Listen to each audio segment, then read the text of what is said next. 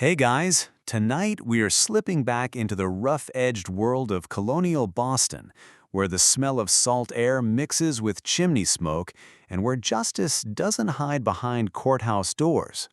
It stands right out in the open, nailed together from heavy oak beams, creaking whenever the wind moves across the square.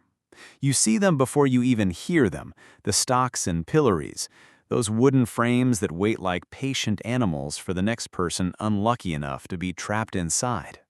You probably won't survive this if you're used to your sofa, your Netflix queue, and the idea of privacy, but don't worry, we're only wandering here in imagination.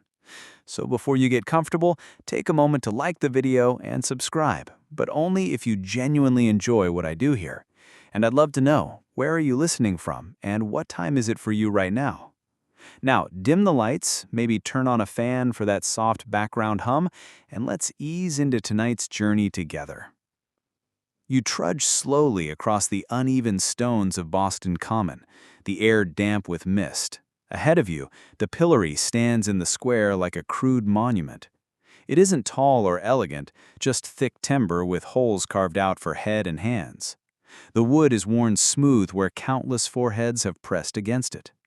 Imagine leaning forward, your neck wedged into place, arms stretched outward as though you're a reluctant scarecrow. There's no escape, no shifting to comfort. The only choice is endurance.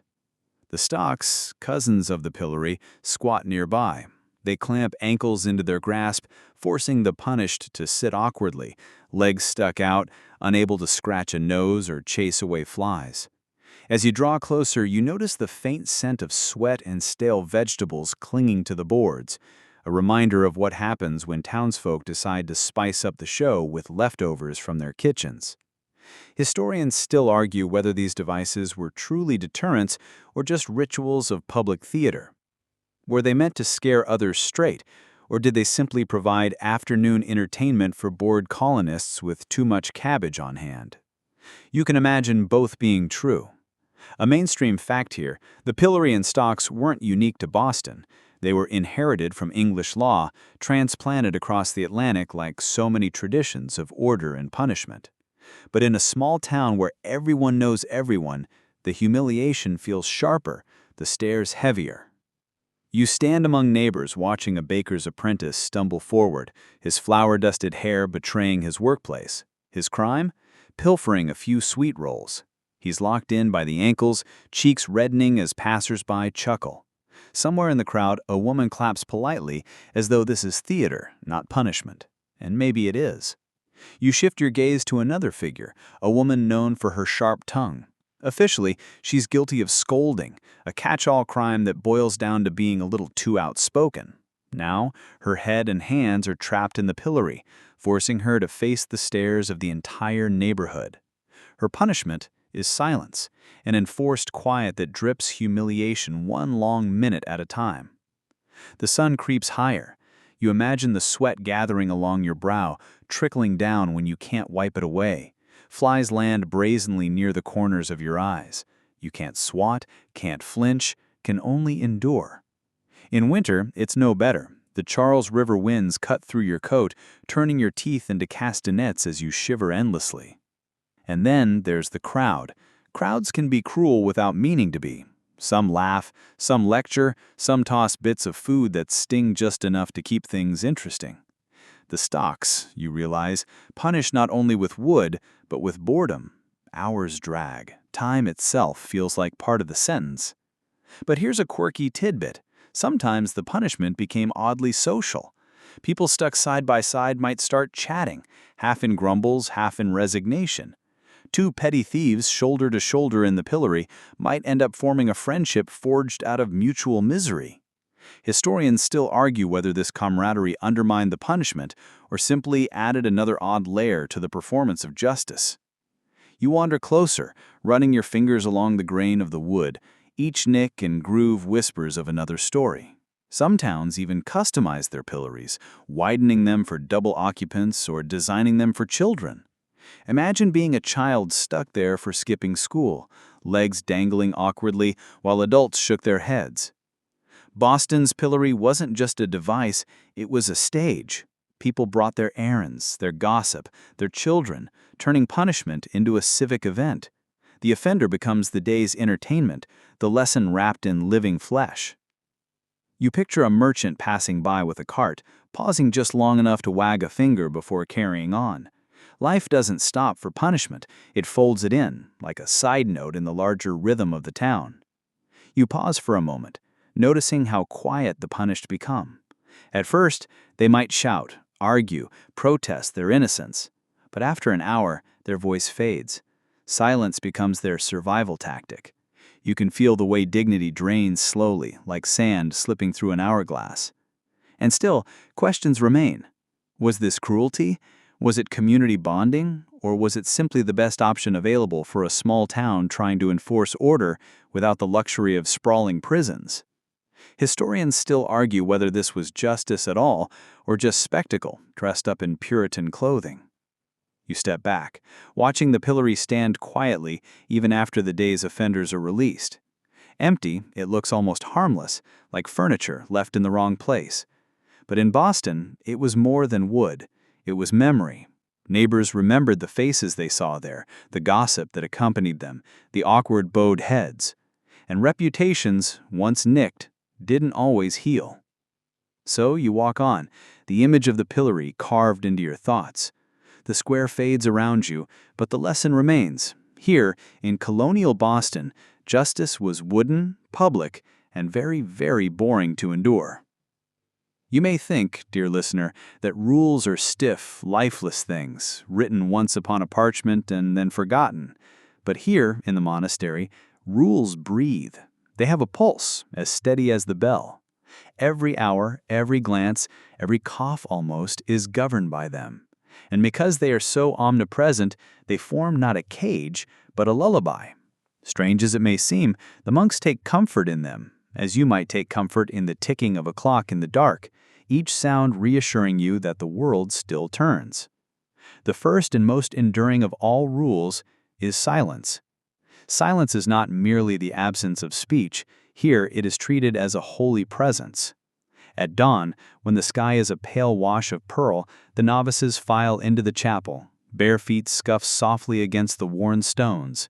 The air is chill, almost sweet with incense lingering from the night before. No words pass between them. They bow, they kneel, they sit. And in the vastness of the hush, you might swear you can hear their beating of their hearts like a single drum.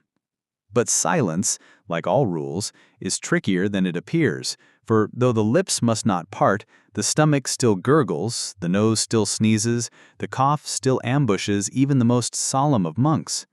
Imagine, if you will, a long winter vigil. The air is so dry it scrapes the throat, and there, in the middle of the abbot's most solemn prayer, a novice explodes in a sudden cough that echoes like thunder through the chapel. His face flushes crimson, his shoulders quake with the effort of stifling further eruptions. What is the punishment? A day of fasting? Extra hours of sweeping snow? No. The abbot merely fixes him with a gaze so calm, so disappointingly calm, that it is worse than a dozen lashings. And later, at supper, the novice receives his bowl of lentils, but no seasoning of salt. A small reminder that even the throat must be disciplined. And here, dear one, let me slip in a smile for you. Picture the poor novice at table that evening, spooning his plain lentils in silence. Beside him, his brothers sprinkle salt with solemn dignity. Each grain falls like tiny diamonds. He, however, must pretend not to notice, must chew as though the lentils are the feast of kings. In truth, they taste like boiled rope. Yet he swallows, he bows his head, and learns. That is the way of the monastery. Even the smallest rule carries the weight of mountains. Now, another rule, punctuality. If silence is the breath of the monastery, punctuality is its bones. The bell is sacred. It tolls at dawn, at mid-morning, at noon, at dusk, at midnight. Each strike is a command. And woe betide the brother who lingers when the bell has spoken. Once, so the elders whisper, a monk tarried in the garden. He was entranced by the roses. Each petal seemed to him like a prayer unfolding. He lingered, he sighed, he forgot the bell. When at last he hurried to the chapel, the service was halfway through. His brethren did not scold him, they merely shifted their stools slightly closer together, leaving him standing at the back as though he had become a ghost. For 3 days no one spoke to him, not even the brief words permitted for necessity. He lived among them, ate beside them, but as though invisible. At last, he confessed with tears that the roses had stolen him away. The abbot, with eyes twinkling, only said, "Then may you now learn that God's roses bloom more brightly in obedience." From then on, the monk never missed a bell again. Do you see how punishment here is never a whip, but a shadow, a silence, a removal of comfort? It is not designed to hurt, but to teach, and in this teaching lies a quiet humor. For if one must learn through absurdity, then so be it. Meals, too, are ruled. You step out from the dim echo of cloisters into the sharper light of a bustling colonial square. Boston in the 17th century hums like a hive. Timber houses lean close, shutters creaking, chickens dart underfoot, and the smell of wood smoke mixes with salty harbor air. Here the rules are not whispered within stone walls, they are nailed to posts, proclaimed by town criers, enforced in the full glare of your neighbor's eyes. And at the center of it all stands a pair of wooden stocks, low to the ground, rough-hewn oak, with holes cut to lock in ankles. They sit on the common like an unblinking sentinel, waiting for the next poor soul whose missteps earned him a public appointment with humiliation. You shuffle closer. The stocks are smaller than you pictured, really. A crude bench with a hinged board. They do not scream cruelty, they whisper embarrassment.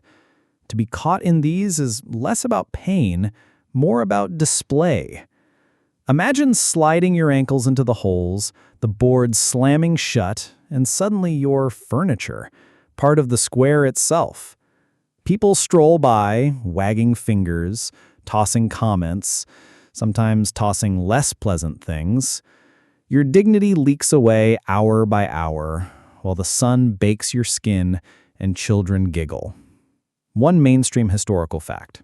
In Boston, the stocks were used for a wide range of offenses: drunkenness, lying, gambling, even failing to attend church. No one was above them. Even respectable citizens, if caught cheating a neighbor, might find their shoes trapped in oak, while the community took a good look at their shame. Unlike whipping posts or gallows, the stocks promised survival. You walked away bruised in spirit, not body. Now, for a fringe tidbit, in some records it said offenders in the stocks sometimes shared space. Two drunkards, heads pounding, might sit locked ankle to ankle, forced into awkward companionship. Imagine trying not to laugh or cry as your knees bump every time you shift. There's a peculiar intimacy in joint humiliation. One scholar even jokes that the stocks were colonial couples therapy.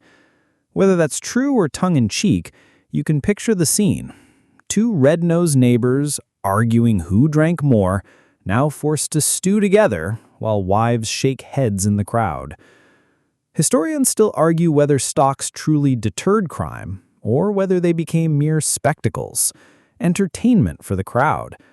Did humiliation reform hearts, or did it breed resentment? Some say the laughter of neighbors stung worse than a lash. Others suggest offenders shrugged it off the moment they were free. You may tilt your head and wonder, if you were caught in those boards, would the lesson linger, or would you simply vow never to get caught again? As you lean against a post imagining yourself in those stocks, the marketplace swirls around. Sellers hawk apples and cloth. A fiddler scrapes a tune. Dogs bark at passing carts. No one averts eyes from the punished. They are part of the day's scenery. A boy runs up, points and snickers. His mother scolds him, but smiles too. Public shame is a family outing. And here's your first light joke for this stretch. If you think getting roasted on social media is rough, try being literally roasted by the sun while neighbors drop cabbage leaves on your lap. At least online you can log off. The stocks offer no log out button. The longer you linger beside the wooden stocks, the more you realize they were not simply tools of justice, but stages for theater. Each offender provided a new performance, and the audience was always eager. Neighbors gathered as if for a matinee, leaning on canes, nibbling on bread crusts, whispering comments that floated through the air like lazy smoke. Imagine yourself sliding into those boards at dawn. The constable claps the top plank shut with a dull thud, a peg locking it in place. Suddenly, you're immobilized, an exhibit. At first, you sit proud, chin high. This can't be so bad. But as the morning lengthens, your calves cramp, the sun creeps higher, and your courage begins to wilt. Each passerby is a mirror reflecting your foolishness. The punishment is not pain, but duration, measured not in lashes, but in minutes of exposure. Here is a mainstream fact worth tucking away. Colonial Bostonians believed shame could correct behavior more effectively than force. In a society built on close-knit surveillance, neighbors always in one another's business, your reputation was your lifeline. To damage it in public, through the ignominy of stocks, was to risk social death. Far worse than bruises, you carried the memory of faces staring, whispering, judging. Now a fringe tidbit to keep you amused. In some accounts, mischievous children were known to slip garlands of weeds or silly hats onto offenders' heads while they were locked in. The immobilized could do nothing but sit while their dignity was crowned with dandelions. Some parish records even hint that offenders were required to endure such decoration in silence as part of their penance. Picture yourself trapped and stiff with a ring of daisies dangling over your ears, while the crowd chuckles. Humiliation takes many forms, and sometimes it smells faintly of grass. And here comes our scholarly debate for this portion. Historians still argue whether public punishments like the stocks fostered unity or cruelty. Did neighbors learn compassion by witnessing the shame of others, or did they grow harsher, delighting in the humiliation?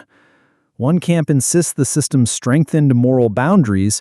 Another warns it bred hypocrisy and quiet rebellion.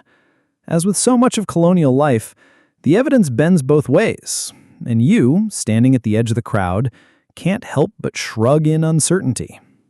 Let's add a light joke in our sleepy cadence. Imagine trying to hold a serious conversation while your feet are locked in place. Someone asks, "What's for dinner?" And you say, "Oh, just whatever people decide to throw at me." Not quite the meal plan you hoped for. The day stretches. You notice how time itself becomes the punishment. A lash is over in a moment. A fine is paid and forgotten. But stocks drag. Every tick of the sun becomes a teacher. A buzzing fly circles your nose. Swat? Impossible. A bead of sweat trickles down your temple. Wipe? Not allowed. Suddenly, the tiniest discomforts magnify into grand torments. Now, a mainstream historical note again, the stocks were sometimes paired with the pillory, another device more upright, where the head and hands were locked instead of ankles. Boston had both, and officials often chose between them depending on the crime. The pillory displayed your face directly to the jeering crowd, while the stocks kept you low to the ground, easier for children to poke at. Each device carried its own flavor of shame. Another fringe tidbit, in rare cases, an offender was locked in backwards, facing down into the wood rather than upright. Why? Some said to prevent him spitting at hecklers. Others claim it was simply to add absurdity. Imagine spending hours with your nose pressed to rough oak, hearing laughter but unable to meet any eyes. Scholars debate whether this was official practice or just local improvisation, but either way, it speaks to the creativity of colonial punishments. Here's a gentle laugh for you. Picture Colonial Boston as the original open mic night. Only instead of poets, the headliner was the fellow in the stocks, and the audience brought rotten vegetables instead of applause. A tough crowd indeed. As dusk approaches, your imagination softens. The offender is finally released, ankles stiff, shuffling away while onlookers disperse. For him, the punishment ends, but the memory lingers like a stain. Tomorrow at the tavern, someone will nudge him, whisper the story, grin knowingly. Reputation sticks longer than wood. And so in this city of rules, the stocks serve as both furniture and sermon. They remind everyone who passes, one misstep, and you too could be the day's entertainment. The knowledge lingers in your chest as you drift deeper into the sleepy rhythm of Boston life. You are still wandering, and the monastery is in no rush to let you go. Imagine the long cloisters, where the light doesn't come directly but spills in sideways, slanting through arches, leaving patterns on the worn stone floor. You follow those lines of light as though they might take you somewhere important. They don't, of course. They only trace you back to the same corner, where an old bench waits. Monks once sat here, waiting for their turn to be called into chapter, where punishments were decided. The chapter house itself was a serious place, and you may picture it now. Round and echoing, its ceiling ribbed like an upturned ship. Every monk sat on the cold stone benches that lined the walls. They sat not in rows, but in a circle, so that no one could hide. The prior sat at the head, his book of rules open in front of him. The rule of Saint Benedict, written in neat Latin. When a brother had failed in his duty, late to prayer, clumsy with the bread, careless with his eyes wandering during reading, he was called into the center. It sounds very stern, doesn't it? Yet you notice something. The monastery is quieter still, if such a thing is possible. You are no longer in the chapter house or the cloister, but in the chapel itself, where the rules seem less like written words and more like air breathed in and out. Here, silence is not just kept, it is alive. Imagine the hush that comes when so many men breathe together, kneel together, rise together, as though the very stones join in their prayer. The day bends itself around the divine office, the cycle of psalms and hymns sung at appointed hours. Before dawn, when the world is not yet awake, the monks already gather, their voices weaving into the dark like threads of gold in black cloth. Matins, lauds, prime. One after another the hours unfold. At first glance, you might think these rules of prayer are heavy, even impossible. To rise at midnight, to chant when the body longs for rest, to kneel on cold floors until the bones ache. But here is the secret you begin to notice. Within repetition, there is rest. Within the strictness, a strange freedom appears. You do not need to choose what to do next, for the bell decides. You do not need to find words, for the psalms are given. You surrender choice, and in its place comes a curious lightness. It is a little like floating in a river. The current carries you, and your arms may rest. The punishments of Section 2 find their balance here, for what was corrected is now lifted up. Every lapse is drawn back into rhythm, every wandering thought stitched again into the fabric of chant. If you listen closely, you may almost hear it now, not the words themselves, but the sound of voices moving together, a long, low hum that could lull you deeper into rest.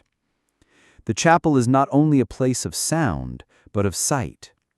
Gold leaf glimmers on the altar, candles hiss softly as they burn, shadows flicker like living creatures across the walls.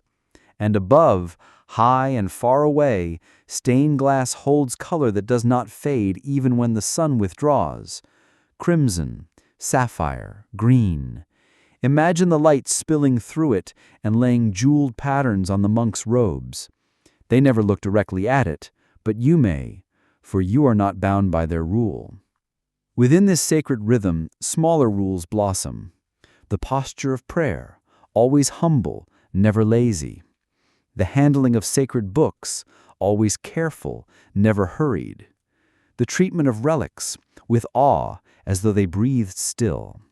Even the smallest things, how a finger turns a page, how a candle is snuffed, are codified, sanctified, made precise. And yet precision does not crush wonder, it deepens it. Because the monks believed that God was in the details, in the crumb of bread, in the drop of wax, in the breath between two notes of chant. To guard the details was to guard eternity itself. Perhaps if you allow yourself to rest in this image, you begin to see why punishments mattered at all. They were not about beans or onions, really. They were about holding the thread of eternity taut, so that the whole woven cloth would not fray. You might smile, then, at the paradox. Rules meant to hem life in somehow expanded it. Silence became a kind of music. Chores became a form of prayer. Even the act of sweeping dust from the floor could be an offering, if done with a bowed head and steady hand.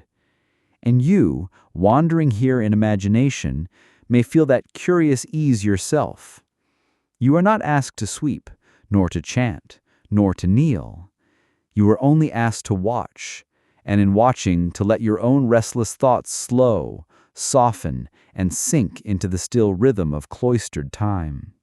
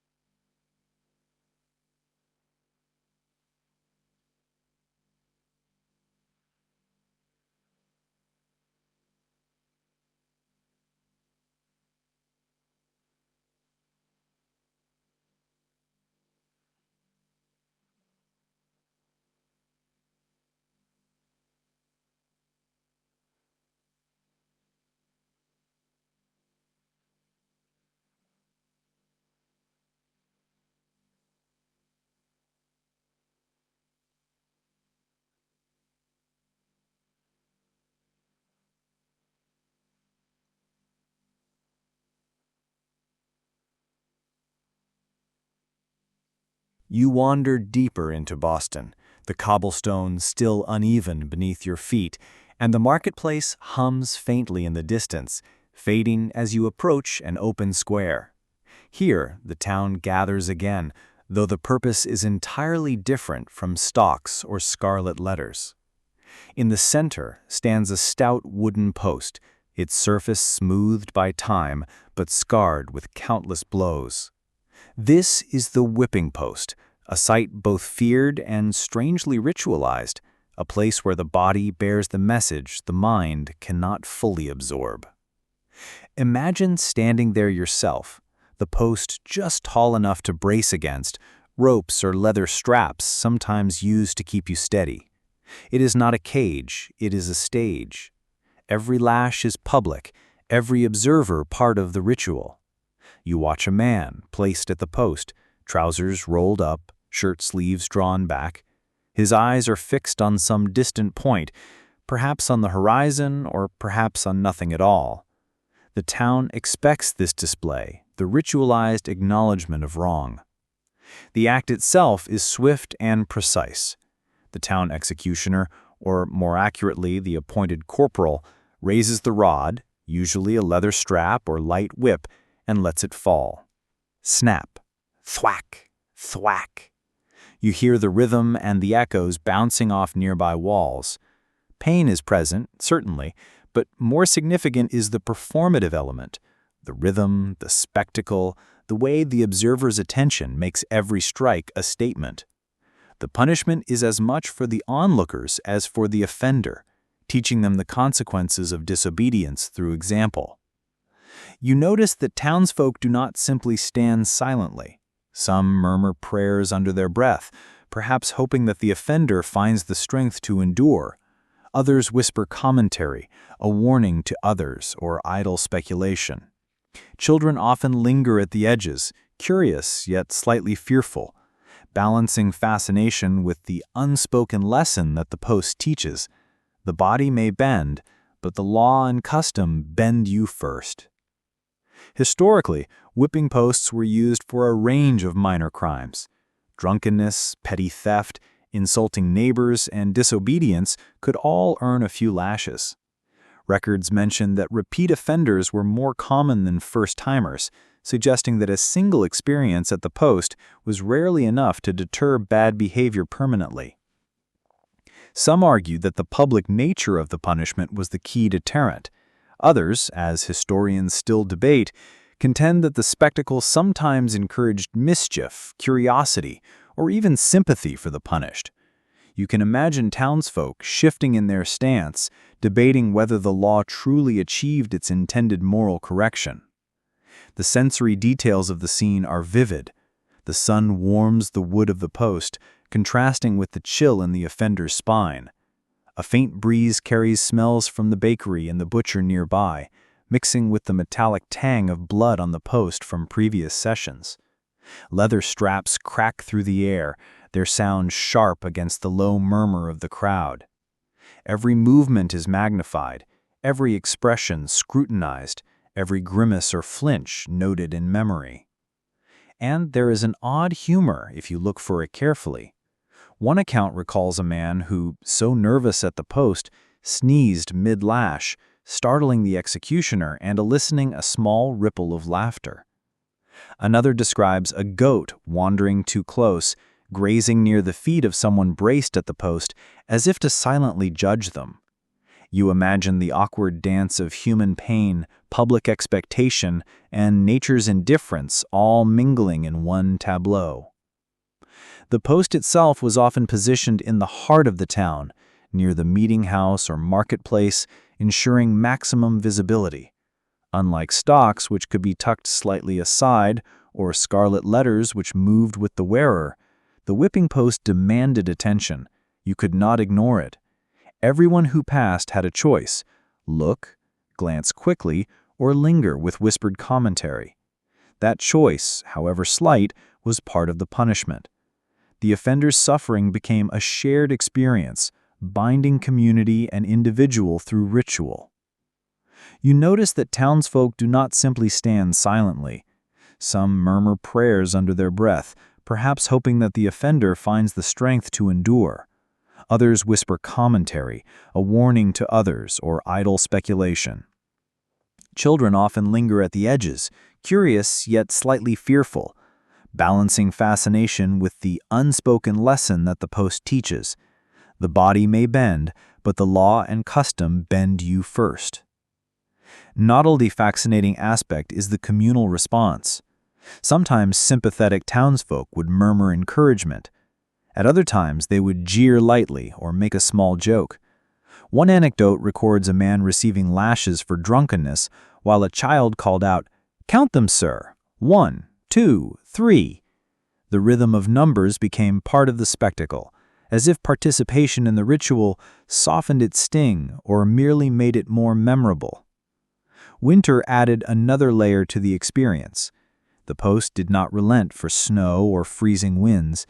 The leather lashes stiffened in the cold, making each strike feel heavier. Children pelted the restrained man with snowballs, adults tried to shield their eyes from discomfort, and passers-by tread carefully on icy stones. You shiver as you imagine being the one at the post, every flinch magnified, every shiver watched.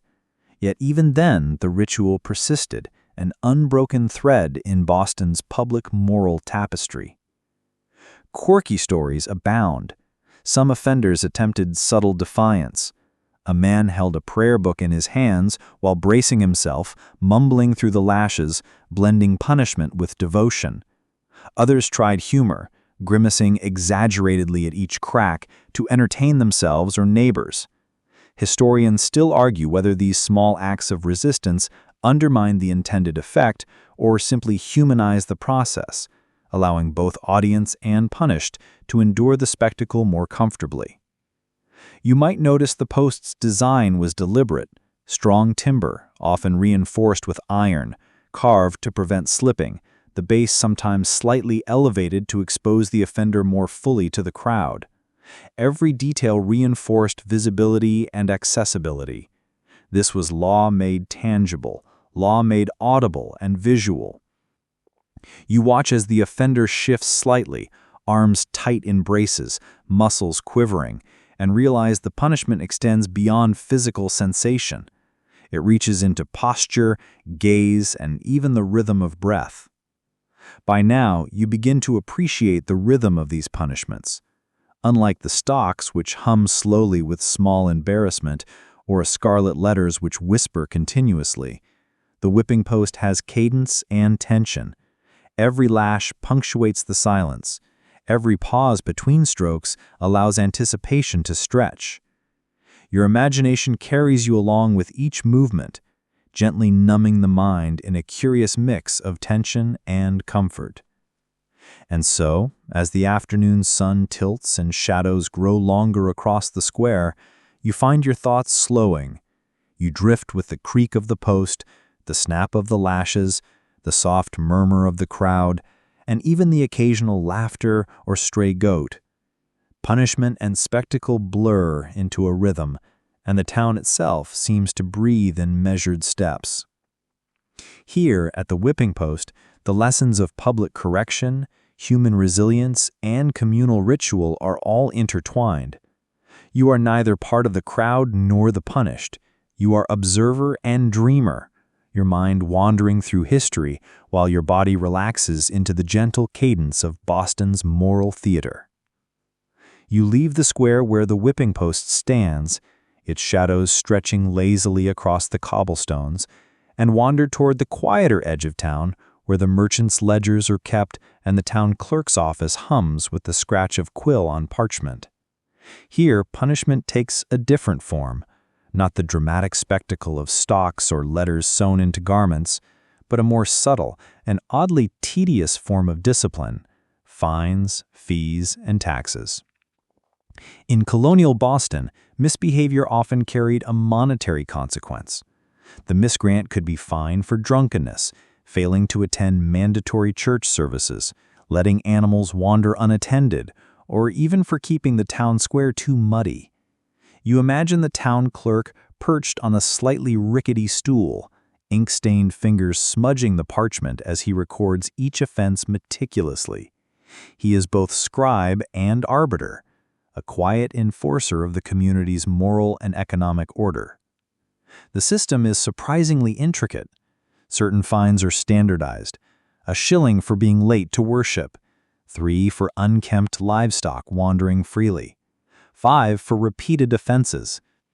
Other fees are tailored to the individual, depending on wealth, social standing, and the perceived gravity of the misdeed.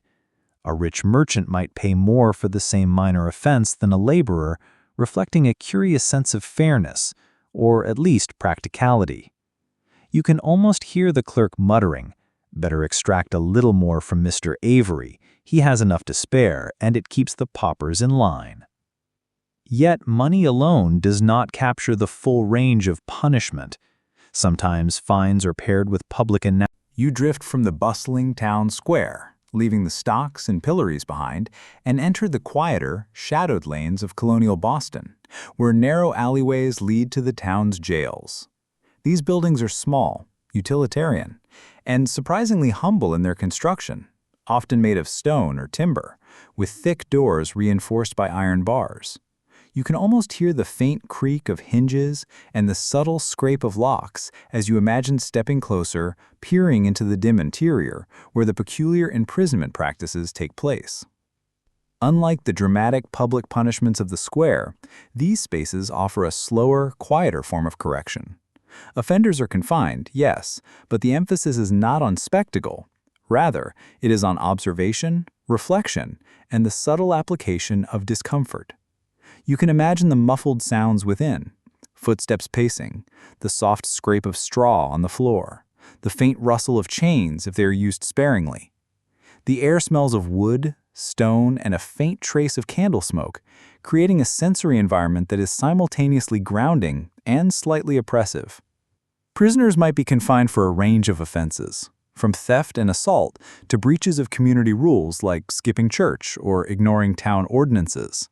The length of confinement varies, sometimes only hours, sometimes days, with the goal of inducing reflection rather than inflicting physical harm. You notice how the spatial design itself serves a corrective function. Small cells limit movement, encourage stillness, and heighten awareness of one's thoughts and behaviors. Some peculiar methods emerge from historical records. For instance, the silent cell required the prisoner to remain in near complete silence, with minimum human interaction. Visitors were rare, and conversation was discouraged. This form of imprisonment, historians still argue, may have had unintended consequences, such as encouraging introspection or, conversely, heightening anxiety. You can almost feel the weight of silence pressing gently against your ears, a quiet reminder of the mind's restless tendencies when left unoccupied. Other cells allowed for minimal interaction but included small discomforts: slightly tilted floors, low benches, or strategically placed stones to encourage modest awkwardness while seated. The intention was never cruelty for cruelty's sake. Rather, it was a subtle form of discipline, a quiet nudge toward patience and humility. You imagine sitting in one of these cells yourself, feeling the gentle unevenness beneath your hands and feet, the air cool and slightly damp, and notice how such small details can dominate the mind, guiding reflection in unexpected ways. Prisoners might keep small journals or memoranda, recording their thoughts, prayers, or apologies. These personal writings were encouraged, not mandated, allowing the imprisoned individual to engage actively with the moral purpose of confinement. Quirky examples include a tailor who wrote intricate sketches of garments while confined, or a young boy who counted cobblestones and patterns in the cell walls to pass the time. These acts of personal creativity were small but meaningful, humanizing the otherwise stark environment and softening the edge of punishment. You notice that social observation continues within these quiet walls. Guards, often familiar with townsfolk and the nature of offenses, maintain a discreet presence. Their role is more about subtle oversight than active enforcement, ensuring rules are followed without creating an oppressive atmosphere. You can imagine the careful steps of a guard along a stone floor, the soft clink of keys or chains, and the gentle murmur of instructions, an understated rhythm that blends with the stillness, almost like a lullaby of order.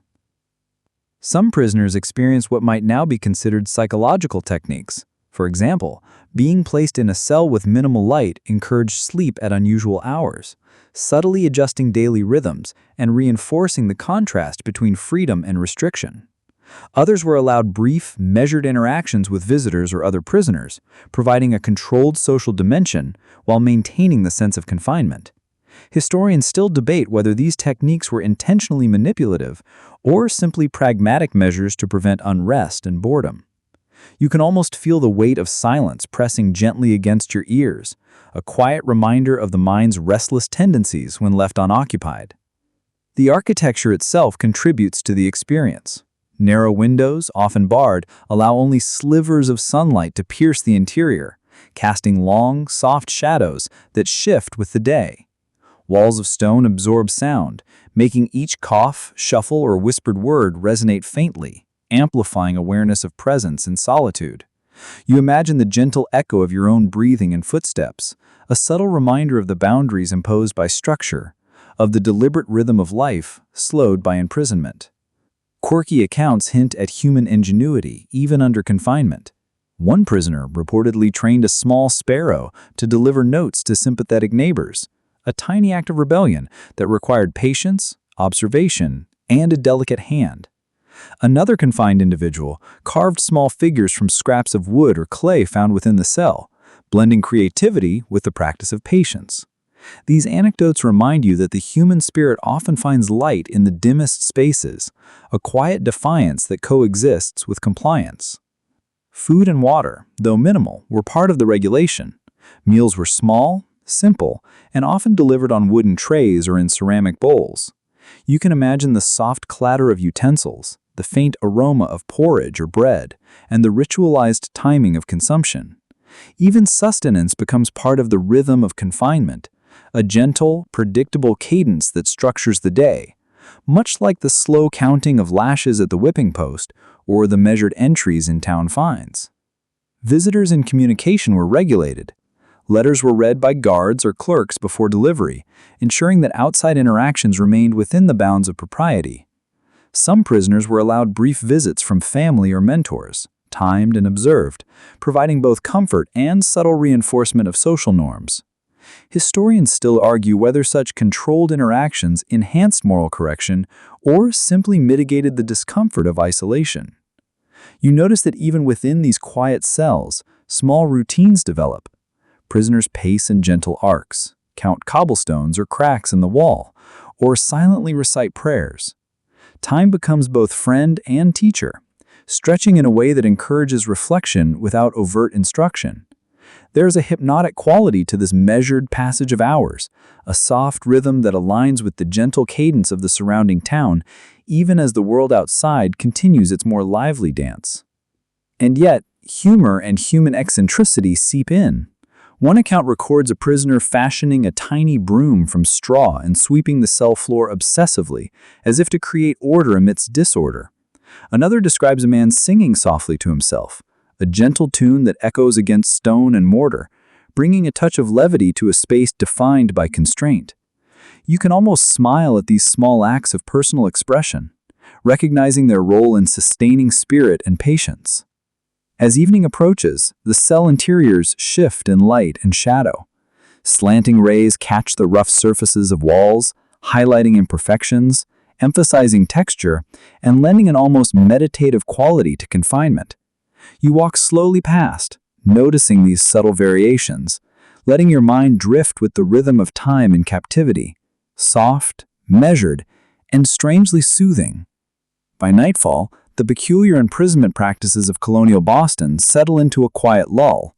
Prisoners rest on simple bedding or straw, the soft rustle of blankets merging with distant footsteps, murmurs, and the occasional nocturnal bird.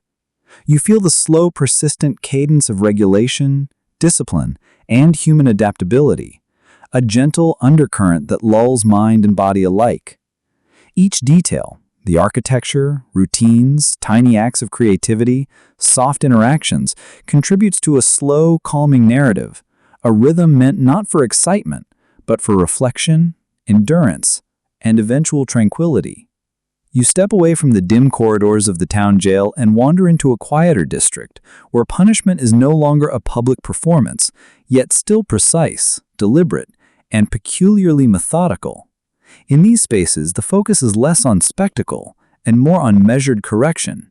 Corporal punishments administered discreetly, often behind closed doors where witnesses are limited to officials, clerks, or occasionally family members.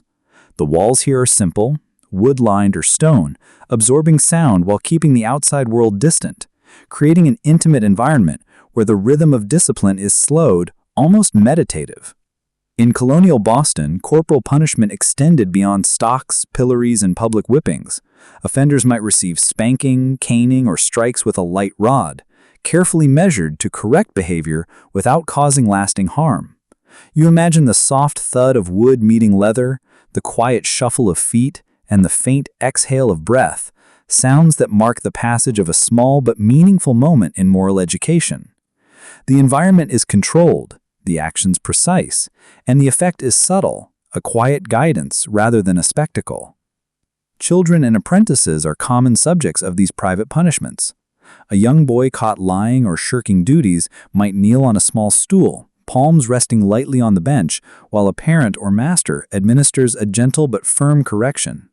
The objective is instruction, not pain, an artful balance ensuring that physical discomfort prompts reflection rather than rebellion.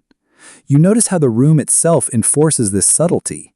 Low ceilings, warm candlelight, and close proximity create intimacy, emphasizing personal responsibility without the distraction of public attention. Historical records describe particular techniques in careful detail. For instance, apprentices were sometimes disciplined using the You wander past the quiet squares and shadowed corridors, feeling the cobblestone shift gently beneath your feet, and arrive at the subtle, almost invisible system of fines and monetary penalties in colonial Boston. Unlike corporal punishments or public shaming, these penalties are quiet, precise, and entirely entwined with daily life. You can almost sense the soft rustle of coins and leather pouches, the faint scratch of quills marking ledgers, and the gentle, almost imperceptible hum of civic administration moving slowly, deliberately, like a lullaby of order and accountability. In this society, money is more than currency. It is a tool of moral guidance. Offenders could be fined for a wide range of infractions: minor thefts, breaches of market regulations, late payments of taxes, or even disorderly behavior during town meetings. You notice how the system blends civic responsibility with gentle instruction.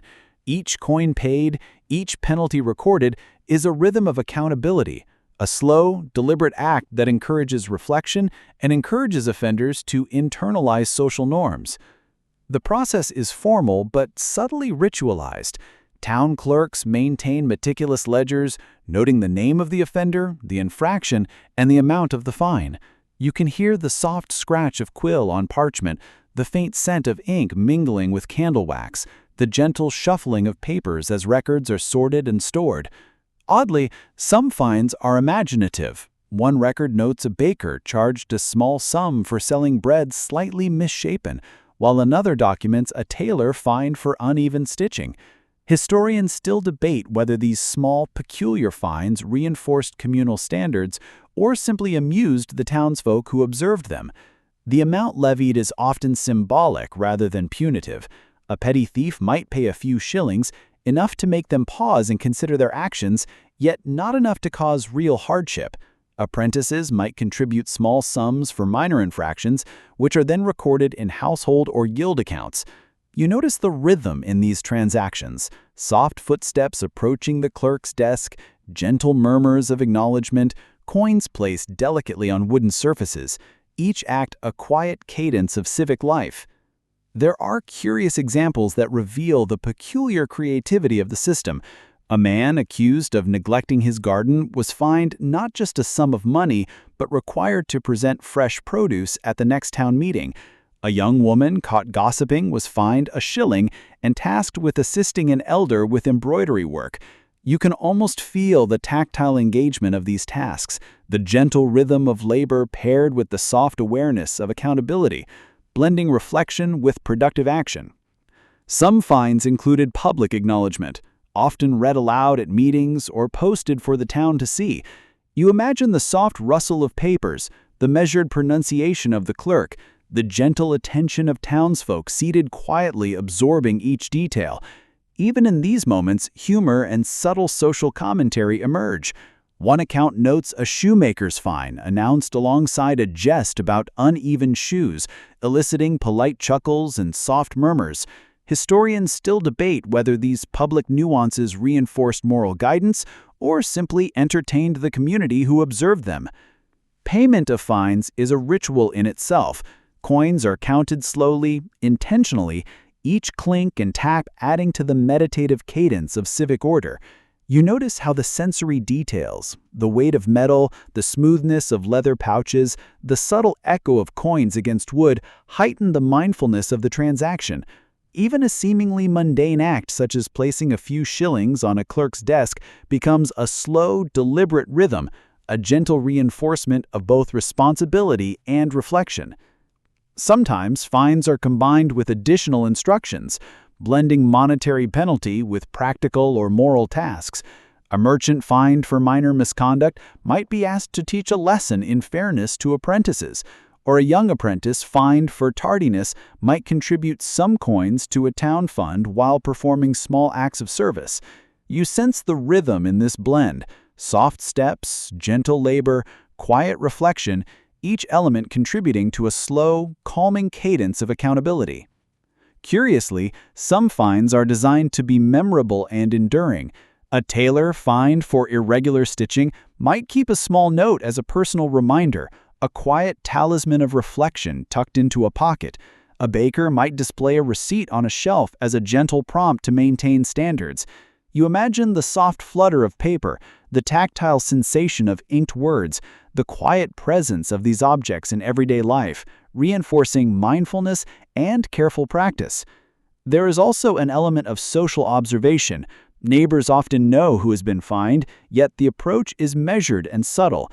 You notice soft murmurs, gentle glances, and the quiet awareness of communal norms, all forming a rhythm of gentle surveillance that guides behavior without overt coercion.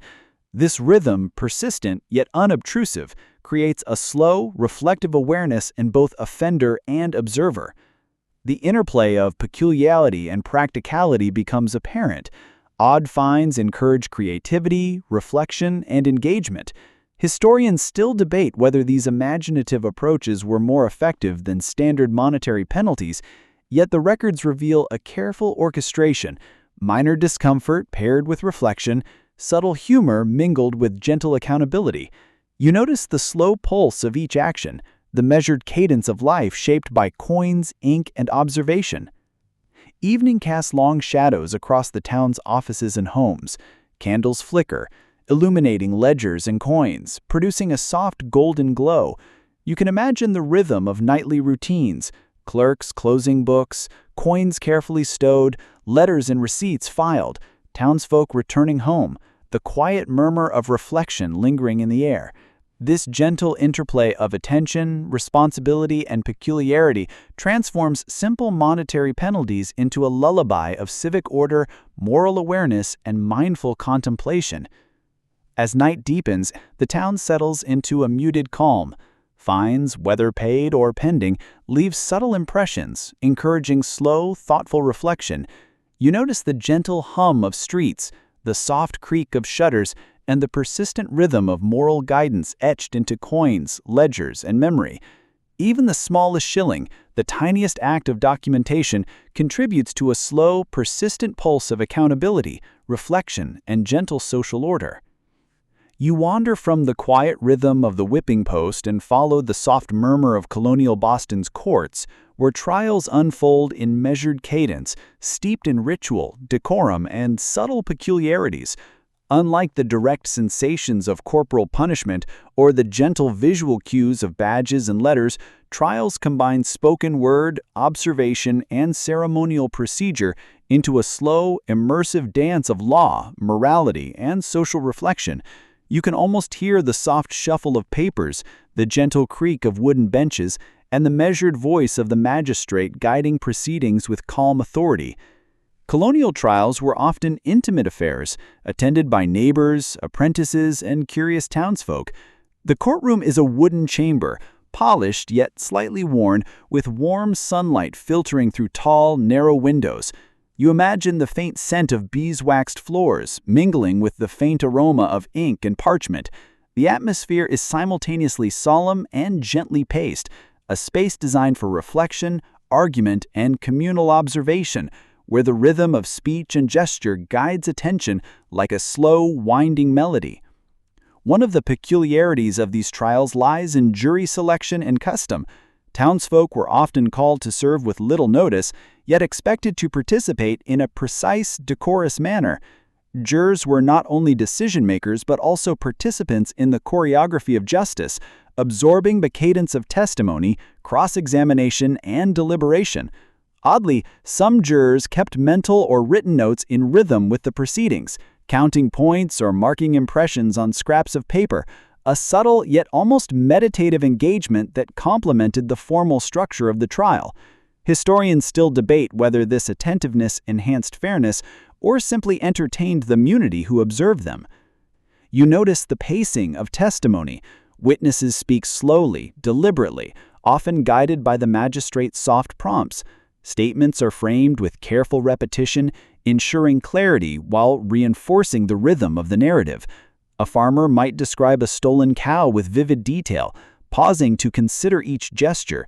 An apprentice might recount a misdelivered letter, emphasizing each word in cadence with the unfolding argument. This deliberate delivery transforms ordinary testimony into a gentle, reflective experience, blending fact with sensory engagement. Evidence presentation follows a similar pattern. Objects, coins, small tools, letters, or textiles are handled with care, examined slowly, and described in detail. You can almost feel the texture of a coin, the faint scent of aged parchment, or the subtle weight of a small tool in your hands as it is displayed. Historians still debate whether this deliberate pacing improved comprehension or merely elongated proceedings, but it undeniably creates a gentle rhythm, a meditative focus on tangible details. Peculiar jury customs also emerge. In some cases, jurors were asked to repeat oaths in soft, echoing tones, each word emphasized and spaced carefully. A juror might whisper affirmations, while others nod in quiet acknowledgement, establishing a subtle cadence of moral responsibility. Oddly, some trials included opportunities for gentle humor. A witness might interject a You step away from the echoes of courtrooms and jails and find yourself on the soft, cobbled path leading to Colonial Boston's spaces of mercy, the places where punishment ends and release begins. There is a peculiar rhythm to these rituals, one that blends ceremony, human empathy, and subtle humor into a sensory experience unlike any other in the city. You notice the soft murmur of townsfolk gathering, the faint scent of fresh air mingling with the warmth of late afternoon sun, and the quiet anticipation hanging in the streets.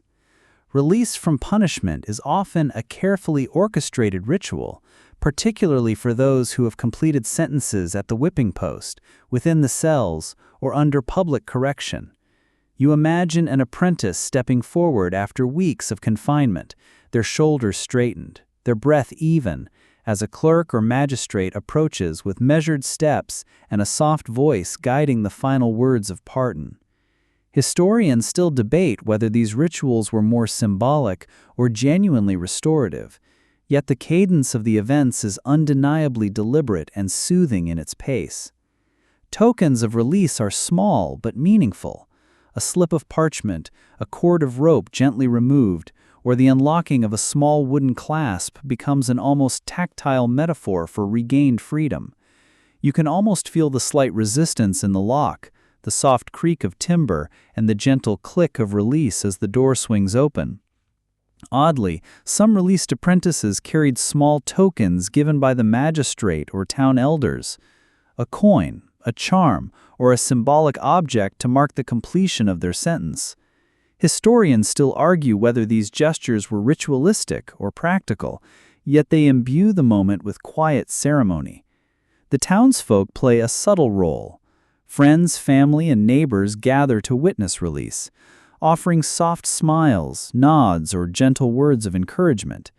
You can almost hear the quiet shuffle of shoes on cobblestones, faint whispers exchanged, and occasional soft laughter that lightens the solemnity of the event. Even humor finds a place. One account describes a young apprentice bowing theatrically while exiting the cell, prompting soft chuckles while maintaining decorum. Releases are often paired with gentle instruction. A newly freed individual might be advised on civic responsibility, reminded of social norms, or subtly guided toward acts of restitution. You imagine the soft tone of these reminders, the calm rhythm of speech, and the measured gestures accompanying each word. These moments combine reflection, social reintegration, and subtle moral education, forming a slow, immersive cadence that is almost meditative in quality. In some cases, pardons involve ceremonial acknowledgement. Magistrates might address the crowd, announcing the individual's completion of their sentence in a deliberate, soft cadence. Witnesses nod, families step forward quietly, and the rhythmic unfolding of gestures marks a gentle transition from punishment to freedom. Oddly, some participants added personal flourishes, a nod of the head, a quiet bow, or a whispered word of thanks, softening the edges of formality and creating a human, sensory connection. You notice the interplay of light and space. The late sun casts elongated shadows on the cobblestones, flickering gently through nearby trees and window frames. These shifting lights accompany the rhythm of motion, steps, gestures, and the subtle rise and fall of voices. Even the gentle rustle of clothing and soft clatter of wooden shoes contributes to a layered sensory experience, making the act of release feel both tangible and meditative. Animals occasionally appear, adding a touch of gentle humor. A cat might wind through the gathering, brushing against ankles, while a small dog sits quietly by a family member. These soft interactions, while incidental, punctuate the rhythm of ceremony, reminding all present of life beyond rules and punishment. Historians still debate whether such interludes were tolerated or merely coincidental, yet they add texture to the ritual, transforming formality into lived experience. Released prisoners sometimes performed minor gestures of reflection or restitution on the spot. An apprentice might sweep a small area near the courthouse, an offender might return a token to its rightful owner, or a minor offender might recite a brief, courteous acknowledgement to the magistrate. Historians still argue whether these acts were simple, yet they are woven into the cadence of release, emphasizing the transition from confinement to reintegration. Evening gradually softens the scene. Shadows stretch further, the air cools, and the murmurs of townsfolk drift into gentle silence.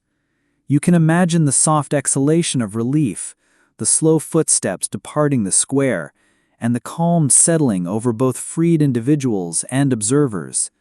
The city seems to inhale with them, marking a pause, a quiet end to the day's rituals and restoration, and a gentle transition to night. The rhythm of release, pardon, and reintegration is slow and deliberate, a blend of sensory observation, communal acknowledgement, and subtle moral reflection. Tokens, gestures, soft speech, and gentle humor create a tapestry of experience, allowing the individual and community to breathe, reflect, and prepare for continuity in life. Oddly, even in the structured formality of ritual, human quirks emerge, softening solemnity and layering the moment with warmth, levity, and quiet mindfulness. By nightfall, the square is nearly empty. You notice the gentle hum of distant wind, the flicker of lanterns, and the soft echo of footsteps on cobblestones. The act of release lingers in memory as a slow, sensory rhythm, a meditation in movement, a gentle reminder of human resilience, and a calming close to the day's cycle of discipline and restoration.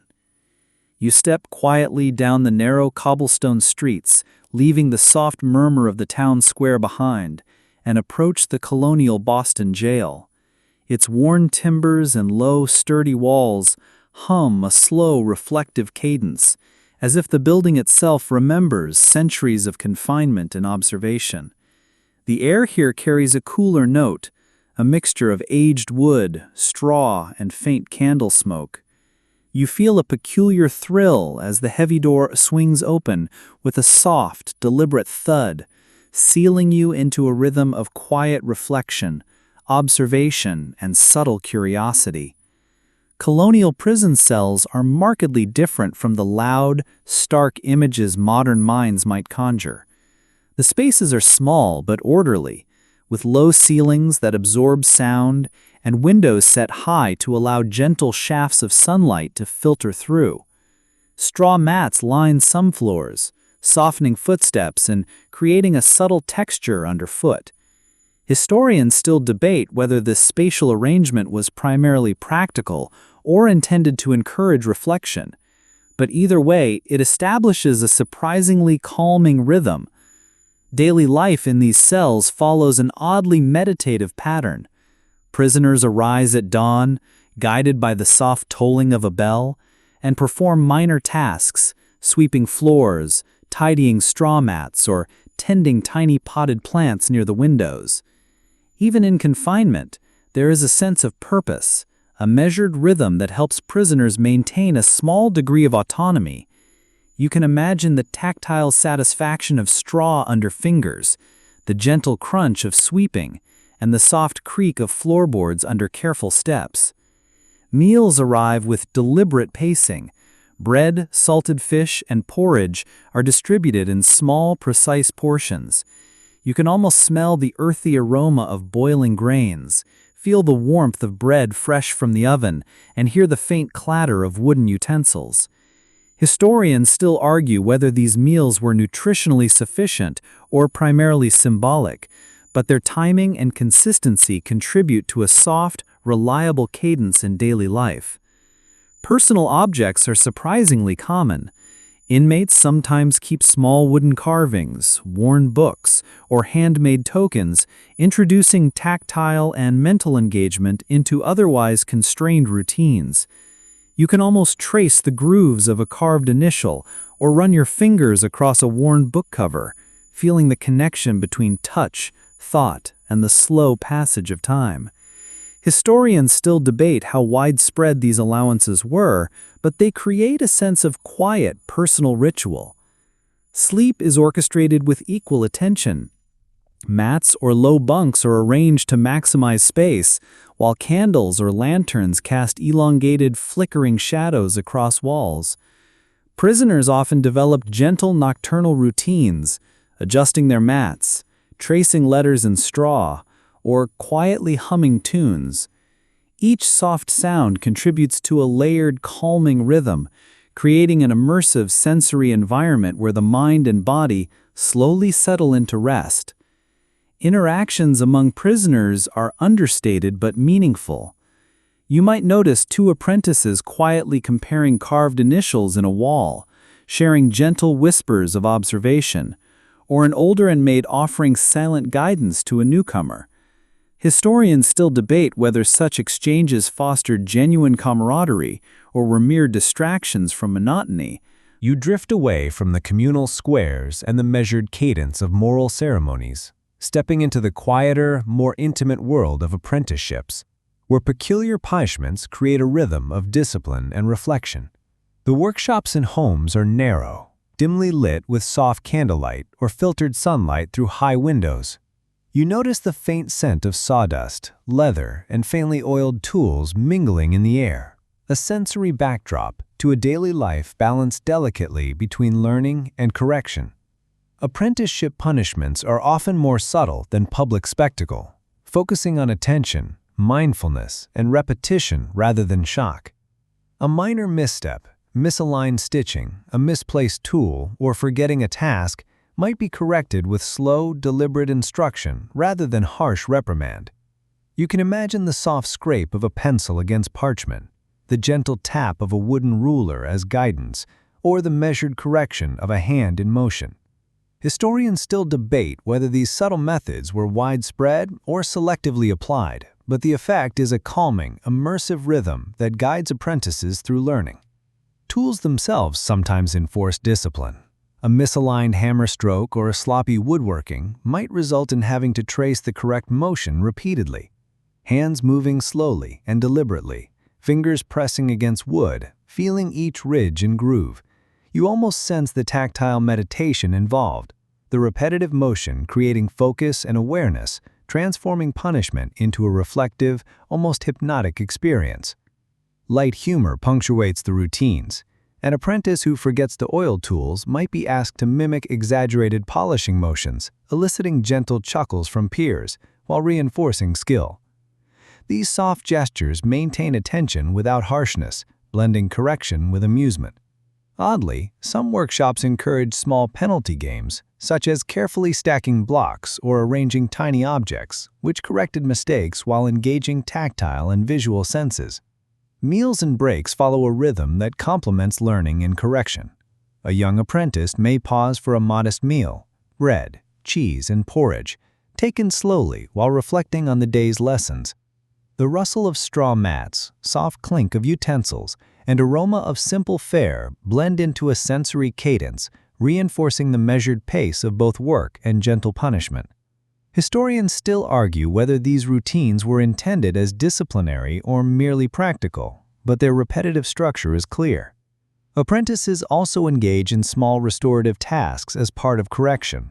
Sweeping workspaces, organizing tools, or tending minor household chores introduces tactile and visual rhythms that mirror lessons in focus, patience, and responsibility. You can almost feel the weight of a broom, hear the soft swish of bristles across the floor, and see the orderly alignment of tools restored. These acts are both functional and subtly meditative, turning minor punishment into structured engagement. Mentors employ careful observation as part of their discipline. A gentle tap on the shoulder, a measured nod, or a whispered instruction guides attention without abruptness. You notice how subtle gestures communicate lessons, blend with the workshop's sensory environment, and reinforce a rhythm of learning that is both corrective and calming. Evening routines offer reflection. Apprentices tidy their spaces, stow tools, and trace final motions in wood or parchment. Candles flicker gently, shadows stretch across the walls, and the tactile rhythm of finishing tasks winds down the day.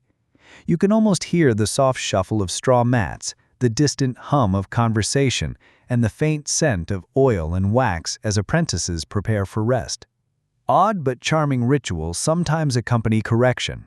An apprentice might be asked to recite a line of instruction while performing a task, or to arrange tiny carved objects in precise order as a way of reinforcing lessons.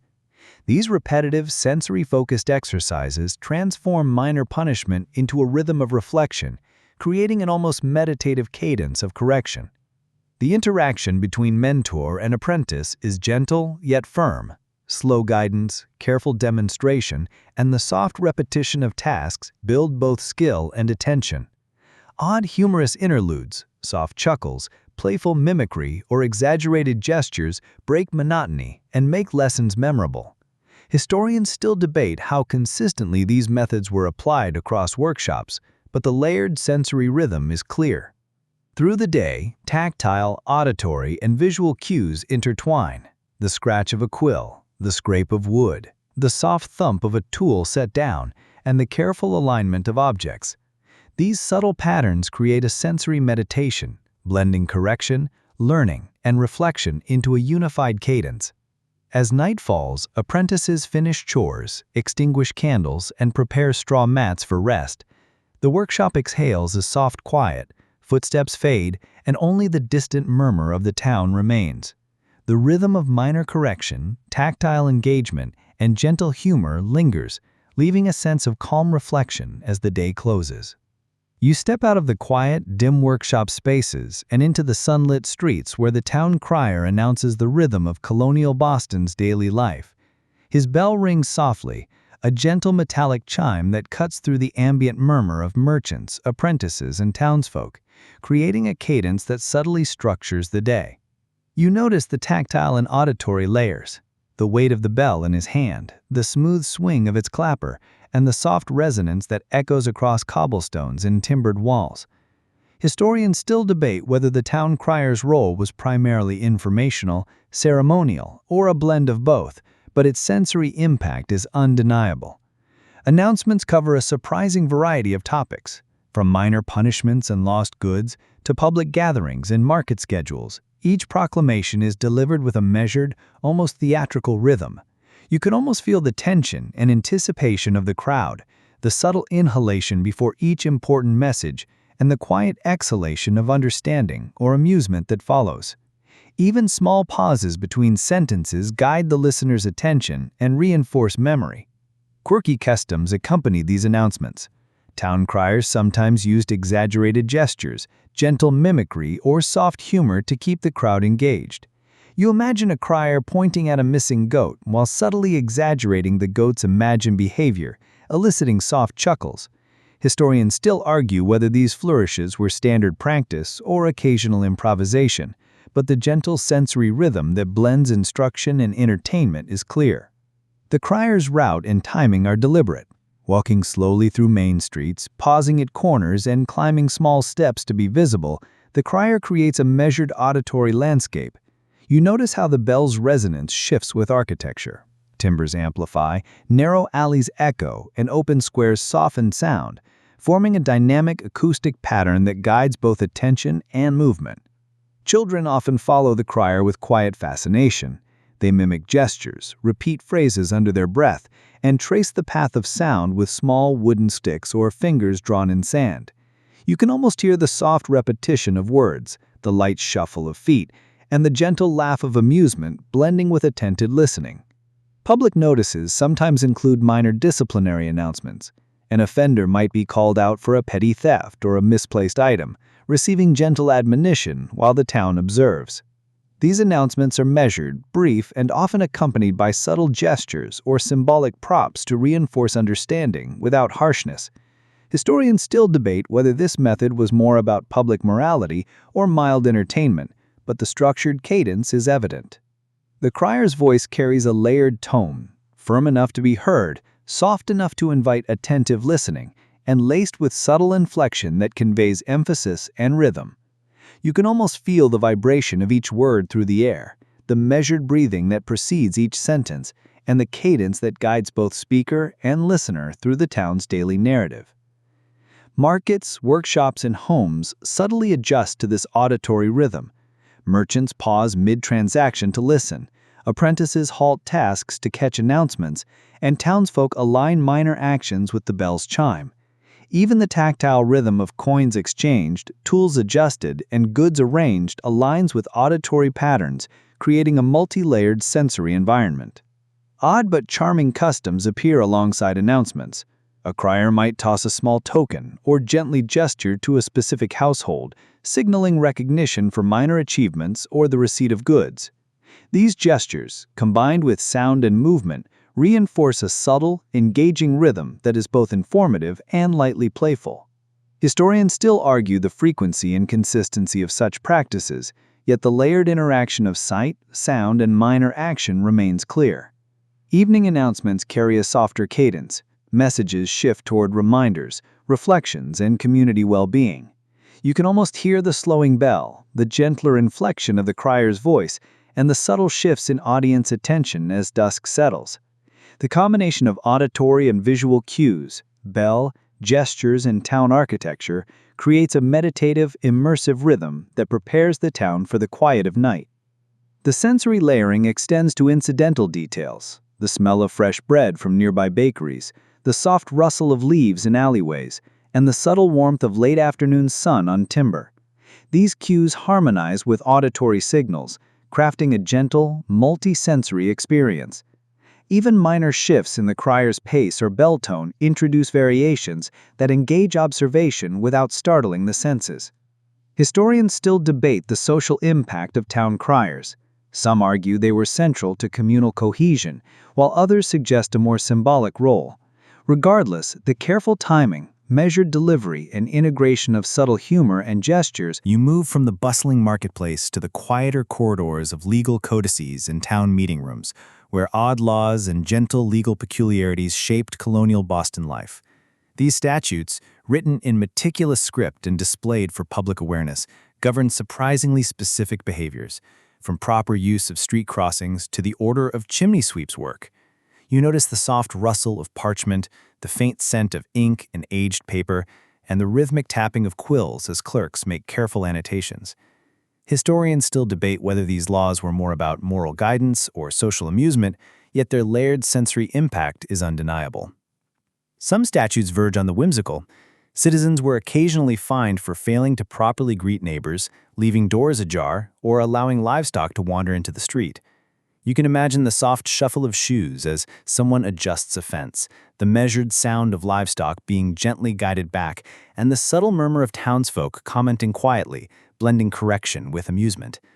Oddly, some records describe playful fines where offenders were asked to perform lighthearted gestures, such as walking backward through a square or arranging small objects in order, reinforcing behavior through gentle repetition. Legal meetings follow a deliberate cadence. Magistrates speak slowly, enunciating each clause, while clerks record each nuance with careful, rhythmic quill strokes. You notice the faint scratch of pen on parchment, the quiet rustle of papers, and the measured breathing of those seated in attendance. Even minor motions, adjusting a chair, tilting one's head, or nodding slightly, contribute to a layered sensory rhythm that reinforces attention and comprehension. Odd but practical laws govern everyday actions. For instance, chimney maintenance schedules ensure fire safety. Street paving rules maintain smooth walking paths, and market regulations prevent disputes over weight and measure. You almost feel the tactile engagement of apprentices checking scales, the subtle thud of bricks being placed carefully, and the soft alignment of timber, each action echoing the gentle precision embedded in local law.